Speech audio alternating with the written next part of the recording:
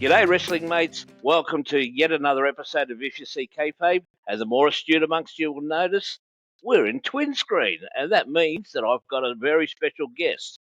This guy has wrestled in the big time, so it's no ordinary wrestler.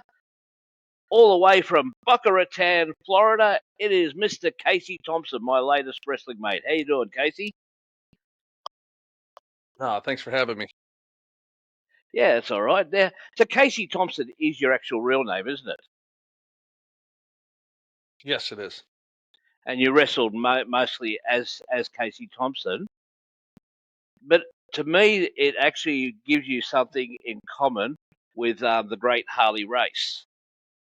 Harley Race, because I interviewed his son Justin Race, and in my research of that, when he started out, one of his first promoters tried to give him the name the Great Mortimer. Yourself, you've wrestled under a couple of alternatives that I saw on Cage Match, amongst them Billy Anderson, Black Knight, but the one that Black most Knight. interested me. I don't know where Black Knight came from. You didn't wrestle I'm as not Black Knight? sure where that Black Knight come from. No, I did Billy Anderson for like a minute. That was with a tag team partner, but we transitioned into a tag team called the Exterminators and dropped the names. Um, my real name Casey Thompson. I did TV as Carl Robinson. I did TV also as Mike Casey, but most of it was as Casey Thompson. Yeah, but obviously the Exterminators, because the one that interested me the most, which is the parallel to the Great Mortimer, Pesticide Pete. that to me is a great. Yeah, that was How my did name. that go? That just came up because you're the Terminators or the Exterminators. No, we're the Exterminators. So yeah, my partner's like, hey, I got this new gimmick. We're gonna be called the Exterminators. I have robes being made, and like they would tarp in the house, like in those tarps with a yellow and the green. And I'm gonna be Dead Bug Joe. You'll be Pesticide Pete. I said, why can't I be Dead Bug Joe? No, that's gonna be me. I said, all right, whatever. I made the best out of it, and I was a lot more popular than he was, so it was all good. Oh, okay. And so you started in 1988. Who trained you? An old territory wrestler by the name of Jerry Gray. He wrestled all over the world, all the big territories, Mid South, Mid Atlantic, out in Memphis, out in Don Owens for the Pacific Northwest in Florida. He was the Bahamas champion. So he had some nice little runs during the territory days. And was that like at a wrestling school, or did he just sort of say, "Well, here, I'll take you under my wing"?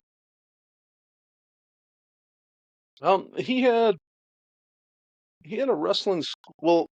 He had weekly matches like 3 times a week, so we'd all go there early and work out in the ring for a couple hours.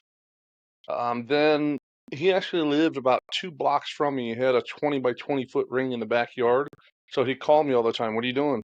Nothing. He's want to train? I'm like, yeah. So I'd get on my bike and ride my bike over there. And we trained for hours at a time.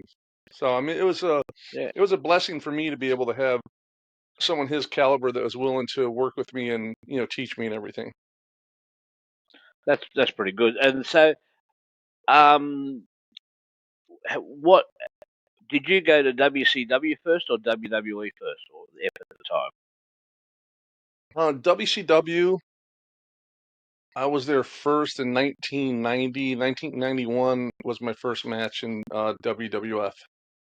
Okay. And you were like enhancement talent at that time, or did you have any promises made to you about what you're going to do? No, I was just a young kid trying to make it in the business that, it's impossible. But, I was fortunate enough to be able to wrestle 300 and 325 days a year for many years on the road traveling all around the world. So there's no complaints. Mm. When you are, because I had to think about it with thinking about it, because like in those in the days, because I go all the way back to the early 1970s with my fandom. back in the days when it was all protected and you know, Right. results were appearing in the newspaper alongside football and tennis results and so forth. But enhancement Hmm. talents, is there an extra pressure on you to make sure you got the match right to make your opponent shine? Um, yeah, I think in certain situations there's a lot of expectations. Some situations they don't really care because the guy's just gonna go out there and kill you. But Hmm. after you've been there for a while, you prove yourself, and the boys realize that, oh, this guy can work. We're going to work with him and do some stuff. Is when you start getting more and more stuff, and because they have faith in you, you can do whatever they want to do. So I've had it where the agents have walked up to me before wrestling new guys in the company and said, "Hey, can you make them look good?" I'm like, "All right." So it's our job to make them look good. And I've been there in there before where guys forgot their own spots they called, and I had to tell them what it was because I remembered it. That's a good help then. So, what would be some of the biggest matches you had? Wrestled Arn Anderson. I wrestled Barry Windham.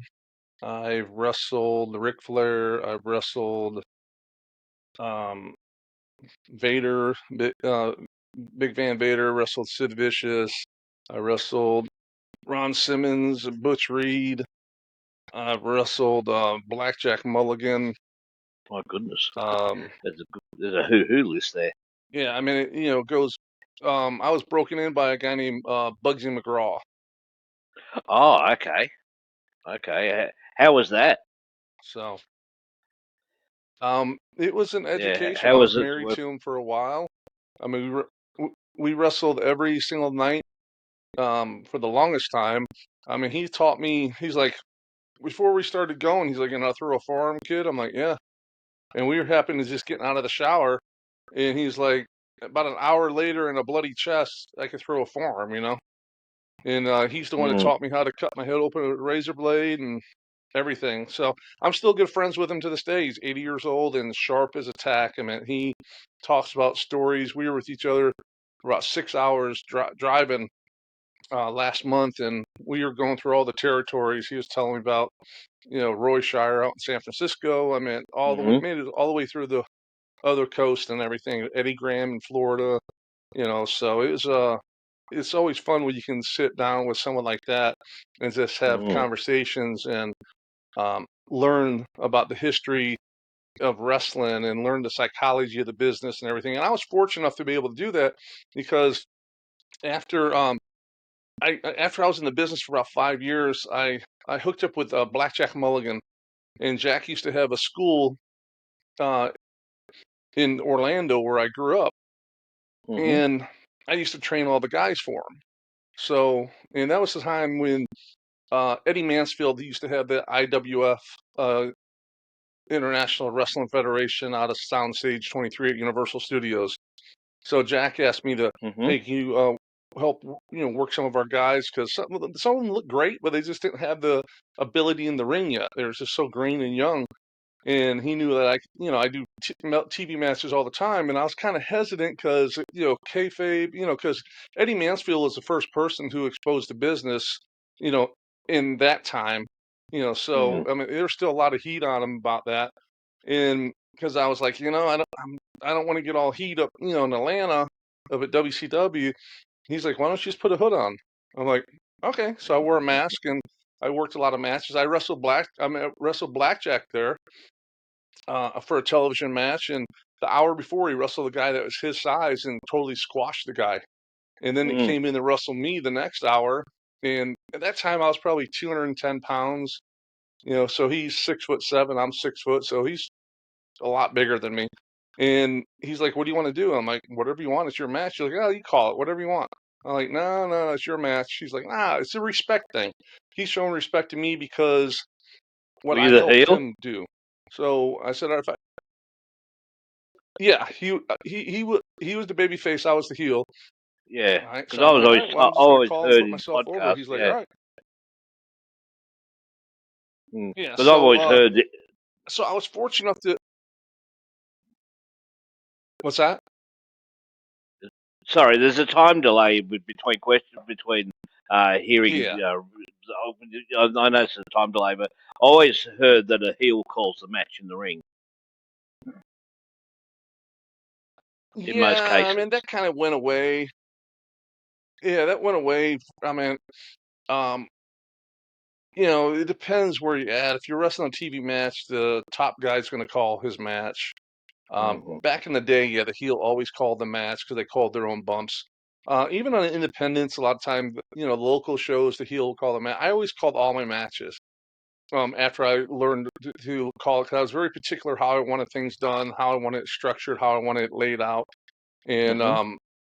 so when I was in a tag team, I would call the match for all four of us if Oh, I was in the ring, I called it for everyone. If I was out of the ring, I called it from the corner.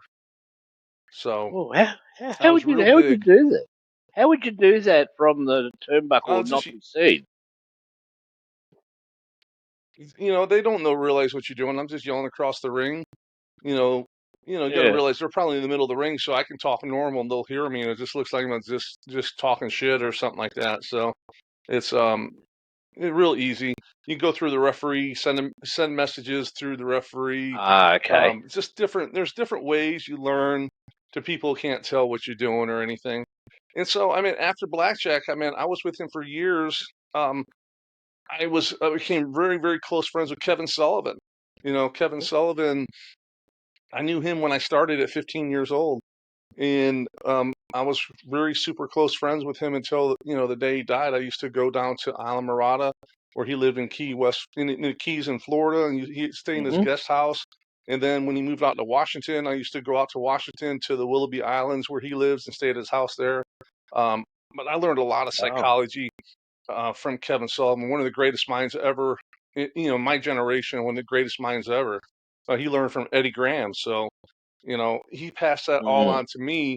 So I used it in my career, and then eventually, when I stopped my in-ring work, I used it in my wrestling promotion that I had for a couple years, and I produced a weekly television show for a couple years that Hmm. went out nationally. So it really was a benefit. It was really beneficial to have a guy that I could call if I was stumped on something and get his advice on it. Input. So Mm. So I'll get to the promotion because I read that you started your own promotion. But going back to Eddie Mansfield, I know you sort of didn't want to associate Heat, but you personally, how did you feel about his expose of the business? well, I was young at the time, so I was just amazed by it. But it did hurt a lot of people that was trying to support their families. So yeah, I Mm. mean, I seen the heat he still had years and years later, because I would hear when he started his promotion, I would hear Flair and different guys like that that've been around forever. I heard the rumblings that how the hatred they had for the guy. Mm. So, but nowadays, Vince has exposed it, changed from WWF to WWE for that way he could, avoid all the state commissions and everything, saying it's Yeah. entertainment and giving away everything. So, it is what it is now. Oh, for sure now, because as I said, I went from that transition of believing it was because actually the first my first give in of believing that it was predetermined. I never used that F word. Um, the first Yeah, thing was me too. when I thought I thought well all the lead up matches are probably predetermined, but championship matches surely they're not rigged because you think of a championship like a Yeah, Super Bowl, or like a grand final or what have you, or a World Cup final. Um, right. so you started your own promotion. Was that the one that was called Future of Wrestling? No, no, mine was MXPW, Maximum Pro Uh, Wrestling. Future Wrestling is a, oh, a okay. promotion I used to work for in South Florida when I was around. Yeah, I started it. Um, I got out of the business, and when my son was born, I had to go to the country a couple days later, and I just wasn't in it. Didn't Wrong mindset. I wanted to be home, wanted to be a parent, with to my son. And so I just said, that's it, I'm done. I just walked away from it. And then an opportunity came up where actually my brother-in-law knew this guy who was thinking about investing in a wrestling company in Tampa. And so Okay. he wanted to meet with me just to get a little insight what I thought. Mm-hmm. And I said, so I asked him who it was, and nice enough guy, but it's not what I would do. And I mean, the promotion was a nice enough promotion, but not what I would do with one. So I told him what he to expect, when to expect it, everything about the whole show. The next day he called me, he says, we got to meet. He said, everything you said that was wrong, they did it. He's like, I don't want to be associated Oh, with that. He's like, I want to all do right. something with you. I'm like, hey, And so he's a very, very wealthy guy, but a businessman. And so he um, just said, you know what, we're going to just start our own. But as we're looking at it, he's like, we're going to do it. We're going to do it through we're going to do TV. So what we had to do, and at the time, our third partner was D'Lo Brown. Oh, really? So Cool. he lasted about 3 or 4 shows, maybe about 4 or 5 months. And then he was with TNA at the time, and he just was, he was looking for the quick buck, I think, which is Oh, fine. All the okay. boys have done it, looked at someone as a money mark, this and that. And I was looking for longevity to try to build something that was respectable, that would give more boys opportunities to work and more guys to be on TV to hone in on their craft and become a better wrestler and move up the ranks, is what I Mm-hmm. was looking at. Yeah. So we started TV, and we've had everyone in the world come through our doors, wrestled for us, from Dusty Rhodes to Barry Windham, wrestled in a bull rope match against each other. We had, D'Lo, Shane Douglas, Raven, Sandman. New Jack was a regular for me, and D'Lo was doing the booking at first, and he was booking a lot of the TNA guys. And I'm like, Okay. listen, TNA ain't drawn. Why are we going to use these guys? We got to be Mm. different. We're going to look like the same product they are. So Yeah. he argued with me. We go back and forth. Finally, he ended up no showing one of our own shows, which I knew he was, so I was already prepared, because he Mm-hmm. was already grumbling that he wasn't making any money because it was our show. He had a guarantee, so I knew he was going to no show. But after that, we just faded him out, and I took it over. I scaled back, and I used some local guys because I was spending like $7,000-8,000 in flights each show, just for Oh, crikey. flights, Yeah. which my business partner was like, you know what, we're going to make our money in the back end. I don't care about putting the money up. That's fine. We're getting content, this and that. Um, so we just scaled back and switched locations to an old Florida building, the War Memorial Auditorium in Fort Lauderdale, Florida. Ran a lot of Yeah. events there.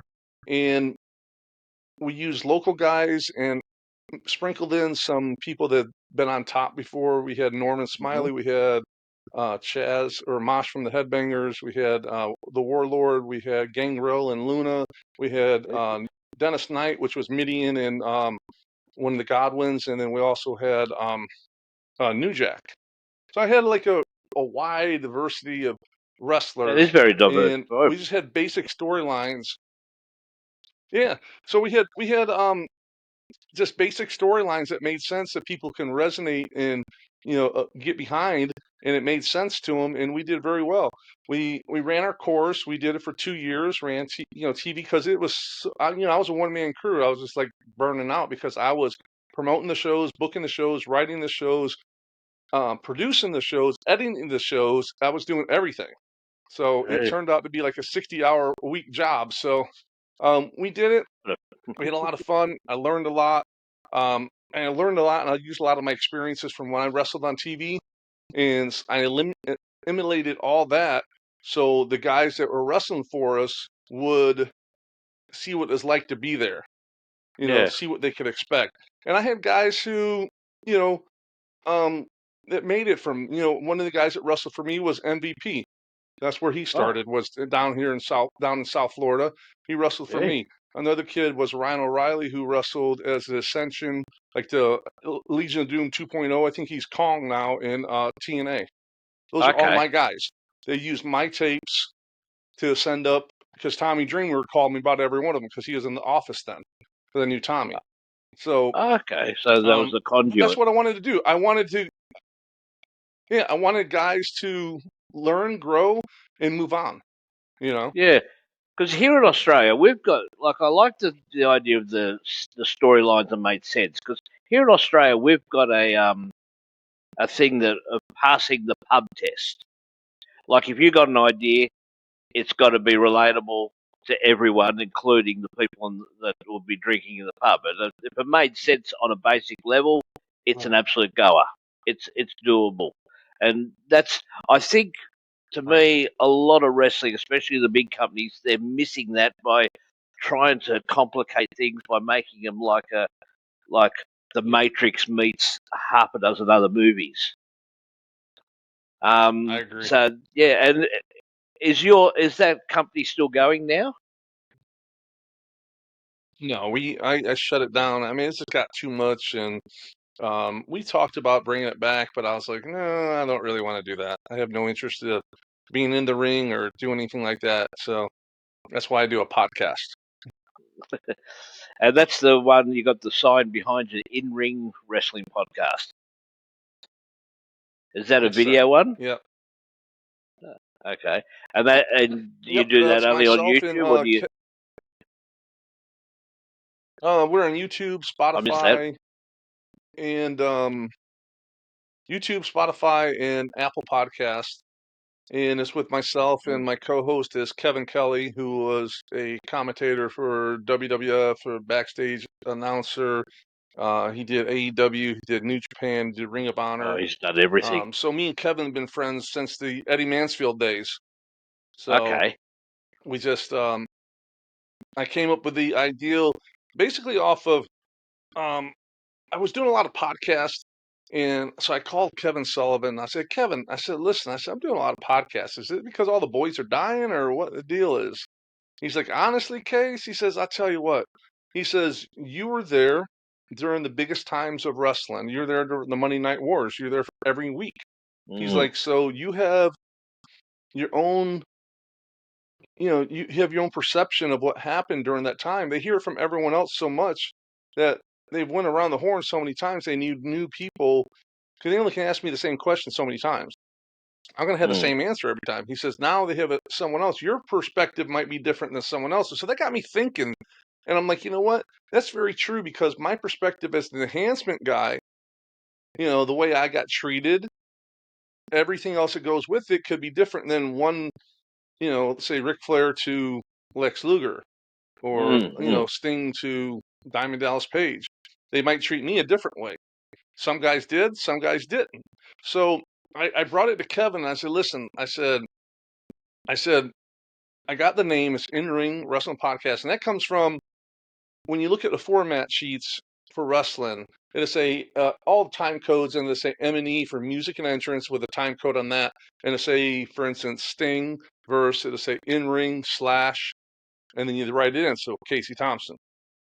So I wrestled Sting and Luger too. I forgot to tell that. Yeah. So that's where the name came from um the sheet, the run sheets. So Okay. In Ring Wrestling Podcast, that's who the enhancement guy was. So the show was built originally about the perspective of the business from my eyes. And then Kevin's like, so I talked to Kevin about it, and Kevin's like, oh man, I like it. He says, so I asked him, I said, do you have like a young guy that wants to, become an announcer that can be a co-host to kind of help move the show around, keep it moving? And he's like, let me think about it. Mm-hmm. I mean, we'll talk. We'll get back together. So about a week or two later, we got back together, and he's like, well, actually, he said, I've talked to a few people about it because the podcast market is so wrestling oriented, um, so heavy. The traffic, Yeah. there's so many wrestling podcasts, but we have a little niche Mm, market because um, it's different than everything else. So Kevin's like, I would actually like to do it if you would have me. I said, absolutely. And he said, when you want to start? I said, mm. Sunday. He's like, all right, let's do it. So we just turned it on and started figuring things out. So, um, so yeah, it is a unique podcast because not only do you have my perspective of, being in the ring for over 20 years, and from WCW, I was there during the Monday Night Wars. I mean, some of the stuff that sticks with people. You remember when Kevin Nash threw Rey Mysterio like a lawn dart into that trailer? I was right behind the camera Yeah. when that happened, standing right Oh behind the wow. camera guy. So, and Kevin was with Yeah. WWF during the Monday Night Wars, during the Attitude Era, and all that. So we were there both in wrestling during the height of its fandom. So we have our own perspective, what we've seen in the business. Our paths have been together. We've been together at times, and their paths cross and intertwine with each other. So it turns out to be a really cool podcast. And one of the things I do is I talk a lot about behind the scenes stuff that people really want to know that they don't Mm. hear. Because I always tell Kevin, I said, people want to know about what they can't see. When they go to a concert, everyone wants a backstage pass where they can go behind the scenes and see what everything's all about. When you listen to Howard Stern on the radio, he'd always, like, people come and start arguing and fighting. He's like, "Oh, shut up! They don't want to hear about that stuff, behind the scenes stuff." Yes, they do. That's all I cared about. I want to hear what happened behind the scenes. So that's what we give Mm. them, is a lot of behind the scenes stuff. We talked about how the grill position came to, how when I started there, it was one table, a monitor, and a headset with Gorilla Monsoon on it, telling you, giving you your cue to go to the ring, and how it Yep. evolved into a whole production studio right behind, the last row of the chairs. It rings, Yeah. on the floor. So it's just, we talk about that stuff. Kevin's talked about what it's like to announce when Vince McMahon's screaming in your ear, Oh, "Pronouns, crikey. pal," all Oh that kind of yeah. stuff. So we covered a lot of stuff, but we have unlimited content. We do no show prep. We don't even talk during the week. We might shoot a text once in a while. We might talk every couple weeks on the phone, and we don't really ever talk about what we want to talk about. We just turn it on and go. It drives our producer crazy because he wants to have thumbnails pre-made, all this kind of, and we're like, he's like, "What do you guys have any idea what to talk about?" Nope.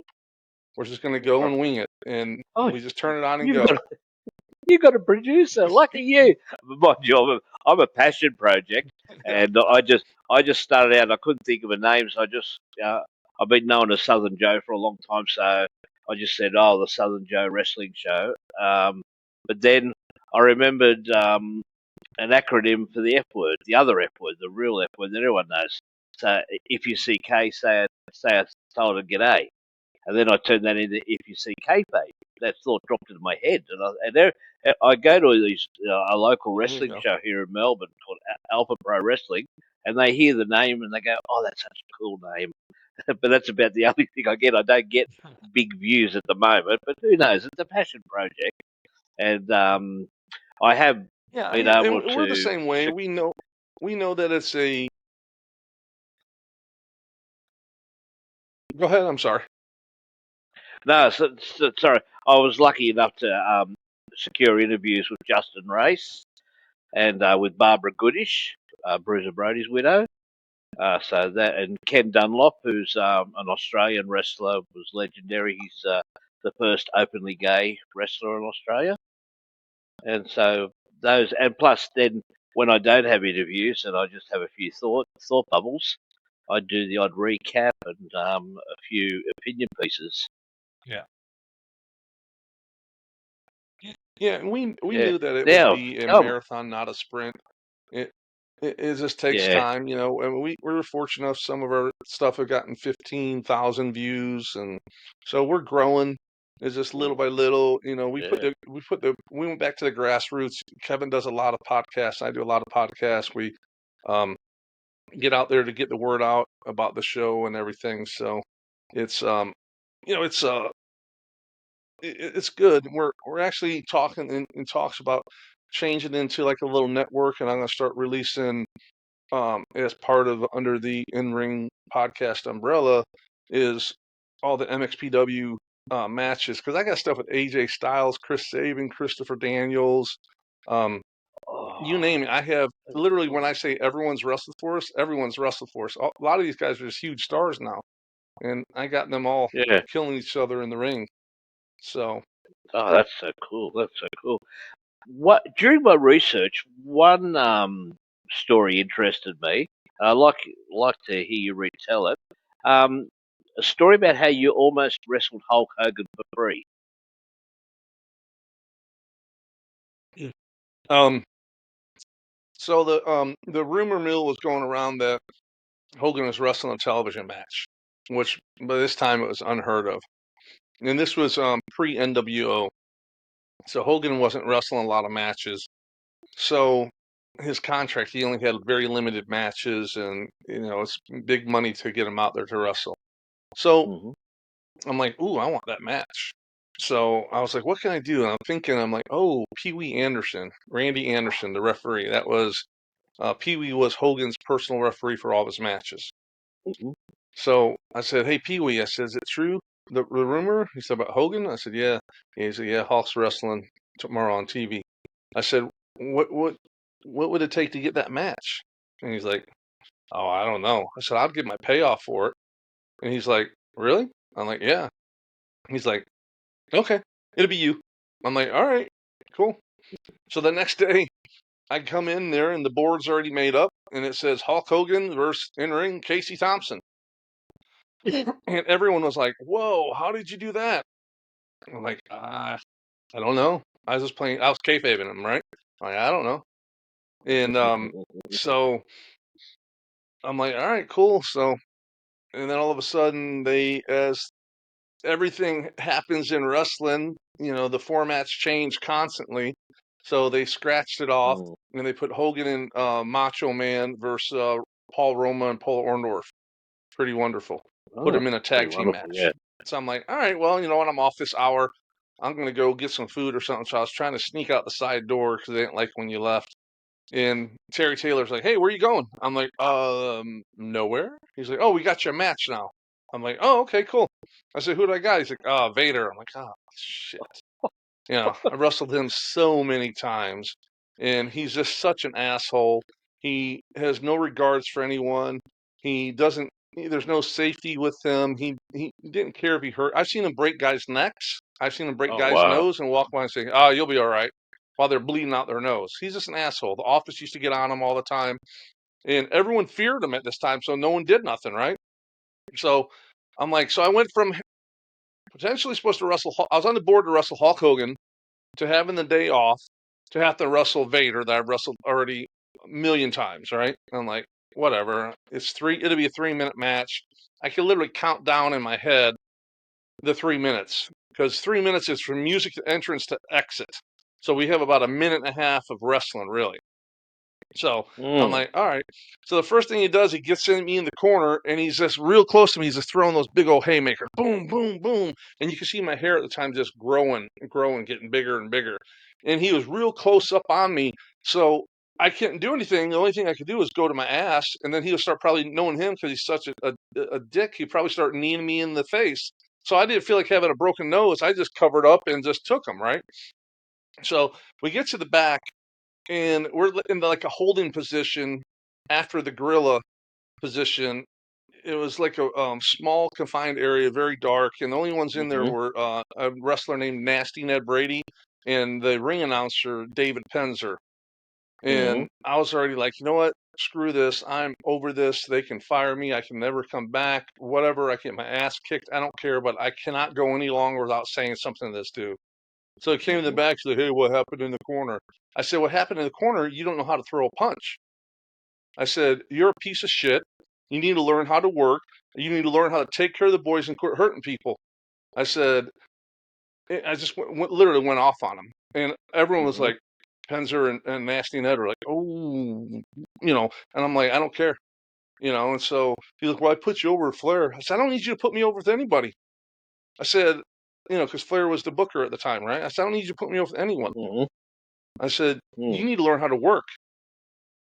I said, this is a business, it's a work, and you're out there hurting people. I said, you're a piece of shit. And he just put his head down and walked away. And I Mm. was ready to just haul ass, leave my bag there and everything, but he just didn't. He didn't respond. He just put his head down. Now, a couple weeks later is when Paul Orndorff Or no? got in the big fight at center stage. So, but that was my almost match with Hulk Hogan. So, Yeah, but because it is what it is. if you were over with Flair, like Leon said, then you wouldn't have been scratched off the board with Hogan. You would have been on that match. So obviously he was talking crap then anyway, because obviously probably Rick No, must I have mean it's known. I've seen it happen so many times where something was in there, it's locked on stone, and as it's happening, they're switching it. So it's just part of wrestling. Things change, and I always, if I like believed that every place I was booked at, I would have wrestled at every continent in every country in the world. You know, Mm, but and I don't even believe it. They say don't believe it till you see it. I don't hmm believe it till it's already over with. So Yeah. that's my mindset. Once it's happened, then I believe it. Until then, I don't believe anything, especially in the wrestling business. Because Mm, the problem is, you don't know what's real and what's not. What's going to happen? What's not going to happen? You just got to take it, throw it up on the wall, and hope it sticks. I got booked for a tour in the Bahamas by Dory Funk.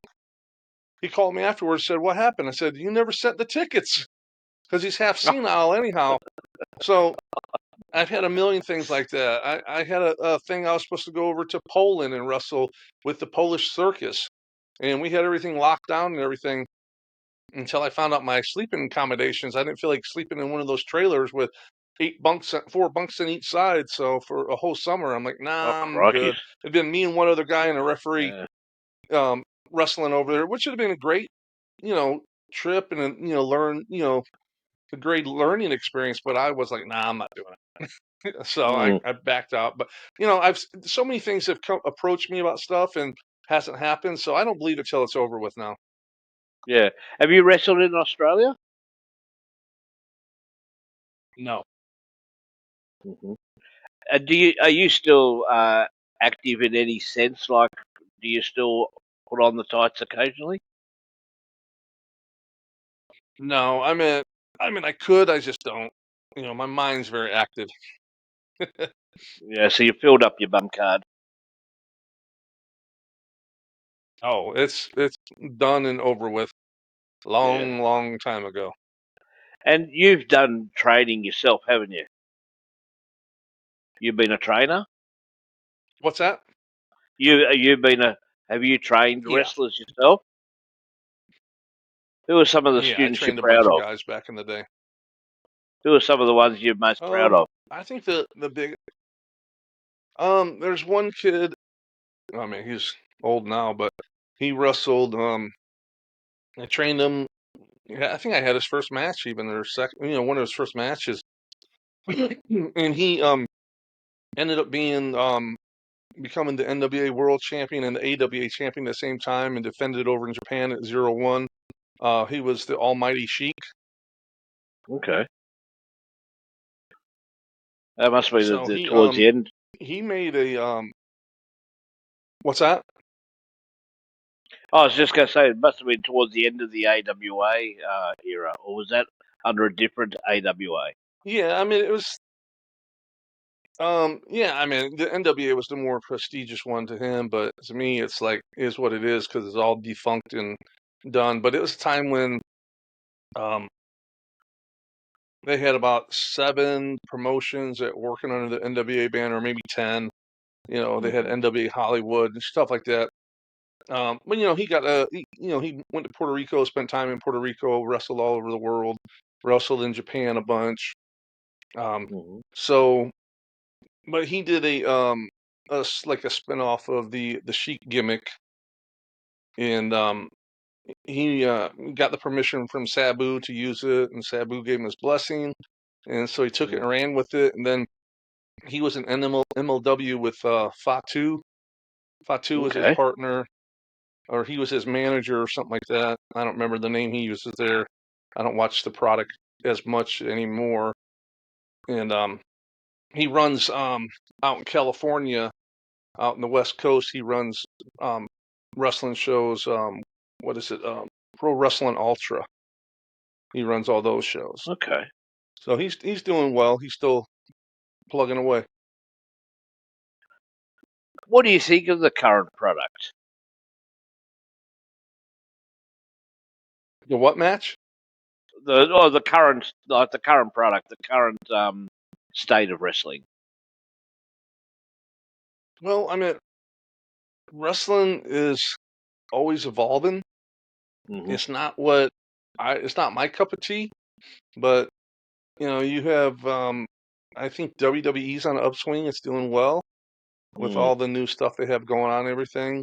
AEW, I don't know. They seem to get what about 600,000 a week watching, which is not really great, but you know, luckily for them, they have someone behind it that's willing to um have longevity and be in it for the long run. So, but I'm not all about the flippity floppy lollipop, as Kurt Angle used to say, the lollipops out there. Just bouncing around, not selling every. You have your first match. The way I was brought in, the first match would be like 7 to 10 minutes and nothing outside the ring. Just mm-hmm, wrestle, and it built up. It plateaued for the main event. Usually the mm, semi-main event was better because the main event was always a little down, but because there's the older, better guys in it and stuff like that. Um, but yeah, I'm not about doing a million finished moves in one match. When I call mm, the match, it was always if you imagine you're on a roller coaster. That's how my matches were, where you think you're about to go down and you swerved and then you go back and you went upside down. That's how my matches were when I called them. So um, yeah, I mean, there's a lot of gymnastics involved. They're very athletic people. It's just not my cup of tea, mm. but Yeah, hey, more yeah. power to I them. hate I mean, they're that. Yeah, I hate that a finisher is not a finisher because that's like your knockout blow, and yeah, that's when you've taken everyone on that ride and you're giving them that finisher to say, hey, well, this is how I've finished you off. I've done the pile driver or a stunner or something like that, or a DDT. Because I remember when Jake Roberts did that DDT to Steamboat on the floor, he said, I won't be able to protect you. And now they're doing that sort of thing on the floor now all the time, whereas Steamboat legitimately had yeah. black I've eyes taken and that blacked out DDT for a from moment. I've taken that DDT from Jake. Okay, how was it? Oh, that's fine. Yeah, but was that in the ring though, where at least you had some give? Yeah, in the ring. I think it actually was on a steel chair, if I remember correctly. Oh crikeys, yeah. Because I know, I mean, you've got your magic about how you would take it and not kill yourself. So, and I've never been one to sort of know if I suppose if we were talking backstage at a show or something like that, it was just you and I, and you wanted to divulge something to me about how you take this move or that, I'd be fine with it. But I'd never come on here and say, "Well, Casey Thompson told me this and this," because I still think there's, Hey, and even whatever. if It's I out there did, so much, it doesn't really matter at this point. yeah, but at the same time, because I mean, I've now watched some training videos, and you see that well, a guy practices a week just to how to take a flat back bump. He spends a week just perfecting that so he doesn't hurt his back. And there still Yeah, is a I think a magic and a week's practice pretty. to Yeah, I would say a week's a little quick on that. it. Hmm. I train guys they get in the ring for a month or two. Oh, okay, yeah. Well, I mean, I suppose there's varying degrees on that And because nowadays, I a lot of these places try to train people to do spots. for in 6 or 8 weeks and get them out. And that's what's ruining the business. Okay, yeah. Well, the local show I go to now, they've got a training facility, and he's got guys there. They've been 6 months, and he's still not putting them on. They do when they go once a month. They do an afternoon show for free, which is the up and comers, and then at night they've got the more experienced people, and you pay for that. But the up and comers, they usually have had about 6 to 8 months minimum training. So Yeah, that's that's good. that's putting over my breath there. Yeah. So well, there's a guy who's been in Australia. He wrestled for quite a while in Australia. A guy named Mike Manson, and he's actually bringing out another trainer, Mike Quackenbush, to Australia. Oh, okay. And Mike's good. So I don't Mike know. Quackenbush is great. Yeah, yeah. So he's doing his till we make it things out here in Australia. So that's there's a few people looking forward to that. So do you still train people, or you just do your podcast? Right now, I'm just doing my podcast. I've thought about maybe, starting to train some people, but we'll see where things bring us. My son did ask me.